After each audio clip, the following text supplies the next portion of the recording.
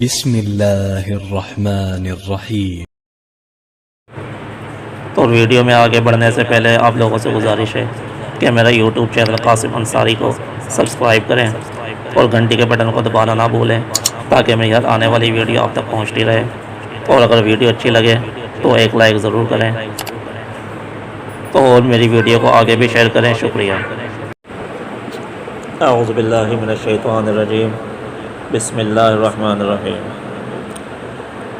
حضور اقدس صلی اللہ علیہ وسلم کا ارشاد ہے کہ حق تعالی شانہ ارشاد فرماتے ہیں کہ میں بندے کے ساتھ ویسا ہی معاملہ کرتا ہوں جیسا کہ وہ میرے ساتھ گمان رکھتا ہے، تو جب وہ مجھے یاد کرتا ہے تو میں اس کے ساتھ ہوتا ہوں، بس اگر وہ مجھے اپنے دل میں یاد کرتا ہے تو میں بھی اس کو اپنے دل میں یاد کرتا ہوں، اور اگر وہ میرا مجمع میں ذکر کرتا ہے، محفل کے اندر ذکر کرتا ہے، تو میں اس مجمع سے بہتر یعنی فرشتوں کے مجمع میں جو معصوم اور بے گناہ ہے تذکرہ کرتا ہوں اس بندے کا، اور اگر بندہ میری طرف ایک بالش متوجہ ہوتا ہے تو میں بھی ایک ہاتھ اس کی طرف متوجہ ہوتا ہوں، اور اگر وہ ایک ہاتھ بڑھتا ہے تو میں دو ہاتھ اس کی طرف بڑھتا ہوں، اور اگر وہ میری طرف چل کر آتا ہے تو میں اس کی طرف دوڑ کر چلتا ہوں۔ اس حدیث شریف میں کئی مضمون یعنی کئی ٹاپک وارد ہیں۔ اول یہ ہے کہ بندے کے ساتھ اس کے گمان کے موافق معاملہ کرتا ہوں، اس کا مطلب یہ ہے کہ حق تعالی شانہ سے اس کے لطف و کرم کی امید رکھنا چاہیے، اس کی رحمت سے ہرگز مایوس نہ ہونا چاہیے۔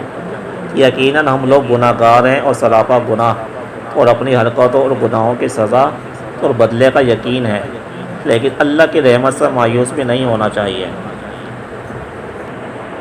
اور کیا بعید ہے کہ اللہ تعالیٰ محض اپنے لطف و کرم سے بالکل ہی معاف کر دیں۔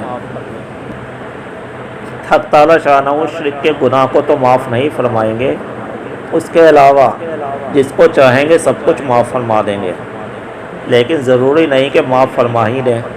اسی وجہ سے علماء فرماتے ہیں کہ ایمان امید اور خوف کے درمیان ہے، یعنی ایمان کی جو کیفیت ہے امید اور خوف کے درمیان کی کیفیت کو ایمان کہا جاتا ہے۔ حضور اقدس صلی اللہ علیہ وسلم ایک نوجوان صحابی کے پاس تشریف لے گئے، وہ نزع یعنی موت کی حالت میں بیٹھے تھے۔ حضور نے دریافت کیا، فرمایا کس حال میں ہو؟ عرض کیا یا رسول اللہ کی رحمت کا امیدوار ہوں اور اپنے گناہوں سے ڈر رہا ہوں۔ تو حضور صلی اللہ علیہ وسلم نے ارشاد فرمایا کہ یہ دونوں یعنی امید اور خوف جس بندے کے دل میں ایسی حالت میں ہوں تو اللہ جل شانہ جو امید ہے وہ عطا فرما دیتے ہیں، اور جس کا خوف ہے اس سے امن عطا فرما دیتے ہیں۔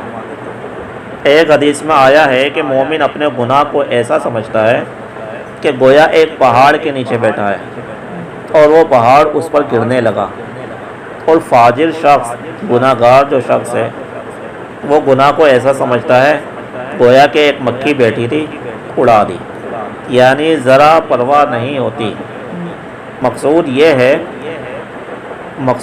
ہے کہ گناہ کا خوف اس کے مناسب ہونا چاہیے اور رحمت کی امید اس کے مناسب۔